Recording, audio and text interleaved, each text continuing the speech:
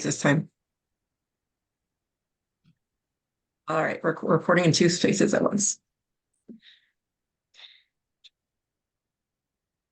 All right. Welcome everyone to the Women's Circle. This is our first Women's Circle, and as you can see, we have all four of us on Zoom in a circle together, because that's what community does, is when we can see each other, put each of us in that space and really love on each other. And that's what this is all about. So the first circle principle that I'm going to talk about today, because we're going to go through why a women's circle throughout each of these episodes, I'll be talking about one principle, and then we'll be starting our circle. And the ladies have already been through this and really do know the principles. The first one we're going to talk about today is using the words, I am complete. Now we end whatever our big shares with these words, because we want to leave room for silence and we want to leave space for everyone to finish what they're saying. And so we don't want to stop someone from expressing where they're at. And so we ask you to finish with those words, I'm complete, just so we know then to give that space, and then we can go to the next person who would like to share. So that is one of the principles, is that we make sure that we're done speaking before we move on to the next speaker. And also, since we're in Zoom, one of the key things is once we start Circle is that we just turn that chat feature off. We don't use it once we're in Circle, because we're giving our time to each other. Chats for before or after for other points, but not when we're actually in Circle. And so now we are going to start Circle by the first step, which is we stitch in together to create that circle. So I am Michelle, stitching in from Franklin. And today I want to bring more connection and really a presence of knowing what a women's circle is, so that more women are inclined to really speak from the heart to each other. I am Jamile, and I am stitching in from the Piedmont Triad in North Carolina. And my intention today is, even in the chaos, to still be present with my sisters and for myself. I'm Christina, and I'm stitching in from Oregon. And today I'm stitching in with curiosity and attention. And I'm Jenna, and I'm stitching in from Washington State, and my intention is to be as present as possible as I can for this wonderful circle, because I know how powerful they are. And when we stitch in together, and we now create that space to truly listen. And so what I'm going to do is start with a passage that I had heard earlier today from another women's circle that just seemed fitting for each of these episodes as we go deeper into who we are. And so this will be the same passage that will repeat throughout. It comes from I Sit Listening to the Wind by Judith Durek, a woman's encounter with herself. How might your life have been different if, as a young woman struggling to find your voice, in despair, that you might be able to say what you knew inside? What if there had been a place for you to begin to speak as a woman? If you had been received into a circle of women, and during the silence, the women had let you speak over and over as their words slowly came together. If they had listened deeply and attentively to your emerging voice. And how might it have been different for you if you had been seen that day in the faces of women sitting in a circle, in the still older faces of women standing slightly behind you in the shadows, the pride and respect they felt as they heard your young woman's voice? How might your life have been different? So now I would like to open this circle as our main part of sharing. And again, reminding us to use the words, I'm complete, so that we make sure that you are fully seen and heard as part of this circle.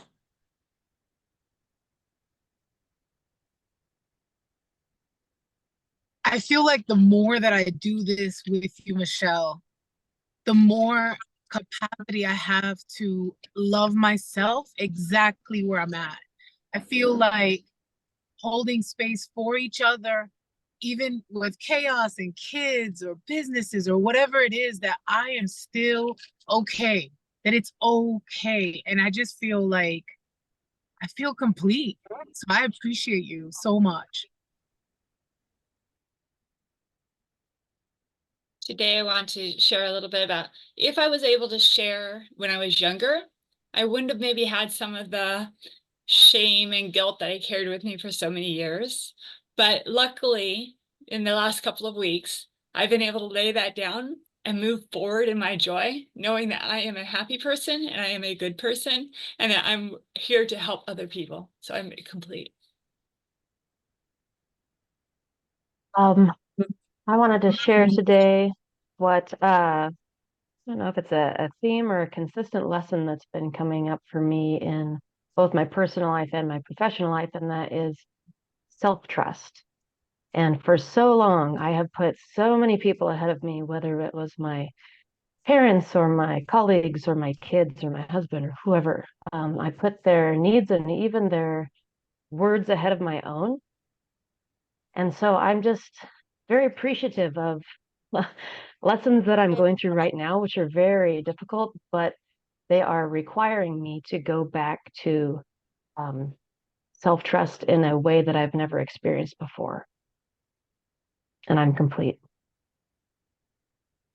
I'm just breathing in all of your words because it just opens my heart so much to hear all of our experiences as one, and how we, even though we're going through different things, we're going through some of as together. And as I think about this passage, it kind of reminds me to my people-pleasing days of feeling like I had to do what I thought others wanted, which may not even been the case.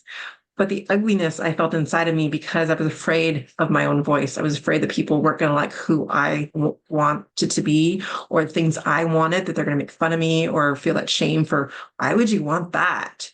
And that was hiding my voice and trying to be that people pleaser, trying to be that person who everyone liked, right? But then you come down, you always hear the saying, not everyone's going to like you. But it's so hard to chew that sometimes. But really, when you start to be who you are and people don't like you for that, it's okay, because you're finding the people who do like you for who you are. And that's a connection that you truly want. And as I find my voice and share that, I find beautiful people like you. And we feel that that's inside of us. And that's what this really is about, is these circles are about, is finding what is inside of us that needs to come out. Because you know what?